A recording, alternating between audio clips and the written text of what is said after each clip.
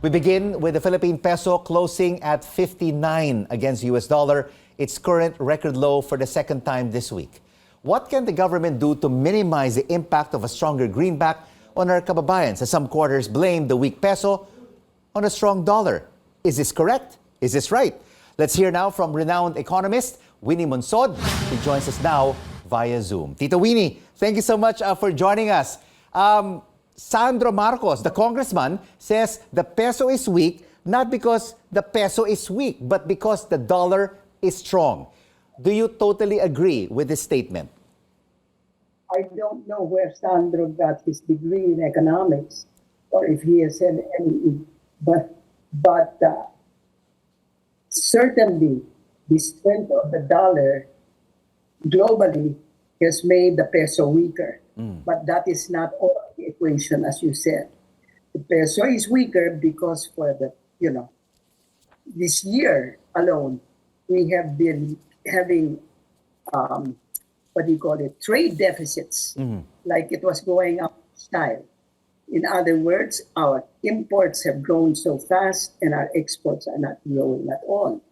And that is why, essentially, because there is so much demand for dollars because of our imports, and so much, so relatively little supply of dollars because of our poor export performance, naturally, the price of the dollar is going to go up. And that's the second reason why the price of the peso has become weaker, or you say the price of the dollar has become much higher. And 59 to 1, what's so difficult about that? So it makes our exports more attractive. But why are we seeing this widening of the trade deficit? Why aren't our exports, Tito Winnie, more attractive compared to other countries? Because we have had so many economic problems. We have not been concentrating on our export dollars. In other words, for example, our tourism is still down where everybody else's has gone up, and that is a source of dollars which we are not addressing properly. Di ba? I mean, all these things, and I don't know what kind of imports we are importing, but certainly with the peso, with the price of the dollar at 59 pesos, we are going to stop whatever luxurious consumption we are undertaking, unless, of course, we happen to be very, very, very, very rich. But Tito Winnie, these foreign exchange pressures aren't unique to the peso. I mean, there has also been a pronounced weakening of other regional currencies and global currencies against the US dollar. Yes, that's the first part. That's where Sandro is right. But our performance is relatively poorer than other countries because of the second part of the reason why the peso has depreciated. All right, the peso depreciation is essentially the self-correcting medicine that we need, because if our peso is cheaper compared to other currencies, that means our goods are going to be more attractive to the people abroad. And if our peso is cheaper relative to other countries, that means the dollar is more expensive in the Philippines, and that will be enough to perhaps reduce the increase in exports that we are experiencing. So who should we pinpoint the problem to, Tito Winnie, for this growing trade deficit, the unattractiveness of our exports? Is it the Duterte administration or the Marcos Jr. government? Well, I just told you that we are not really doing too much about our tourism, which is a very good source of dollars. So whose fault is that? But we have also been the economy has been stumbling along, so we've not been able to really get our businesses going yet. Why do you think the congressman is making these comments on the peso weakness? I just checked his educational background. He took up his master's at the London School of Economics. He does have the authority to comment on the foreign exchange. But that's with some authority. But he, as I said, he's partially correct. But the other part, he cannot blame it all on outside forces. That's what his grandfather did when the economy collapsed, 50 years ago.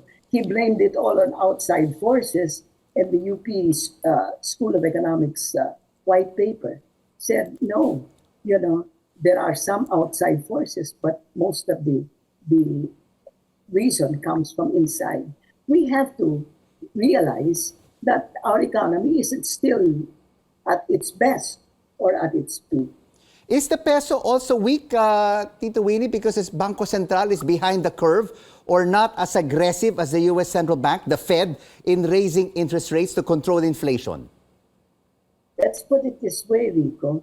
The reason why the dollar appreciated, it became stronger, was because the Federal Reserve raised interest rates, and so made that investment more attractive. But it is also a double-edged sword with the Fed raising the cost of borrowing very aggressively.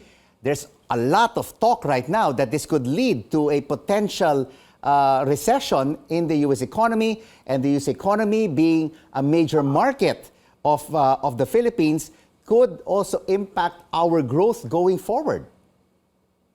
That's what happened in the early 1980s. The Fed went too far. So it's you have to make timpla, I guess. But the point is, the Fed's primary job is to keep inflation low, and our Banco Central's primary job is to keep the inflation low. So the central bank should be, as far as I'm concerned, Rico, the central bank has enough, professionals with great experience, and so I'm sure, they're not getting so upset about the so-called weak peso. I prefer to call it a cheap peso, because people then will understand that when the peso is cheap, as far as foreigners are concerned, that means the goods priced in pesos are going to be cheap for the foreigners. So Tito Winnie, it is attractive. So what is your outlook now on this so-called cheap peso in the near term? Because there are certain quarters who are saying it could fall to as low as 63 to 65 pesos against the US dollar by year's end. Given the economic fundamentals that we have right now, where do you see the Philippine peso? Let me just tell you the story I told you off camera. Before World War II, Japan's peso to yen to dollar rate was 3 yen to a dollar, and the Philippine peso was 2 pesos to a dollar. After the World War II, we kept to 2 pesos to a dollar, maybe because the United States wanted us to keep at 2 pesos to the dollar. But Japan changed its exchange rate to 360 yen to the dollar. I mean, those circumstances, siguro, lahat tayo nahihimatay na rito, na doon. Pero ano nangyari sa Japan? They took advantage of the fact that the yen was so cheap in terms of foreign currency that everybody was buying their goods, even if their goods were so mapurol ba yung it just goes to show very good quality. It just goes to show that our Philippine currency has fallen so far. Against the major economies of Asia. And even during the Asian financial crisis of 1997, I remember that the Thai baht and the Philippine peso were almost 1:1. But now the Thai baht is 36 against the US dollar and the peso is at 59. It just goes to show that we've had very weak economic fundamentals over the past 2 decades? I don't think it's just very weak fundamentals. I think there was a time when our peso was stronger than the baht. In other words, we took about, I don't know how many bahts to buy 1 peso. Now it takes us a lot of pesos to buy 1 baht. That's right. But the point is that when Thailand had a cheaper baht, it took advantage of it. I think we should look on this cheap peso as an opportunity rather than a cause for moaning and groaning. First, because the cheap peso will help us correct the situation if the situation indeed needs to be corrected. And second, because if we cannot increase our productivity, I mean, if the Filipinos cannot improve their productivity, meaning making the same output with less inputs, then the substitute for that is a cheap peso. So a cheap peso, I think, is more for us a blessing than a what do you call A liability. Yes, than a liability. It really is. I find it to be so.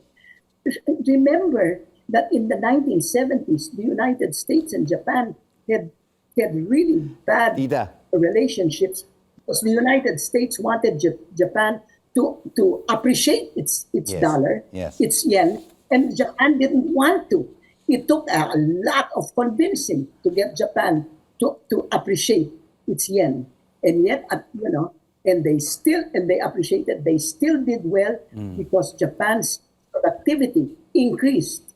So in spite of the fact that their yen was expensive, because the yen cost of their products became lower, then they were able to sort of neutralize the effect of the greater appreciation of the yen. Tita Winnie, I'm sorry, we have run out of time. We would like to thank you for joining us on The Final Word and for your insights on the weak peso against the US dollar. That was former Economic Planning Chief Winnie Monsod.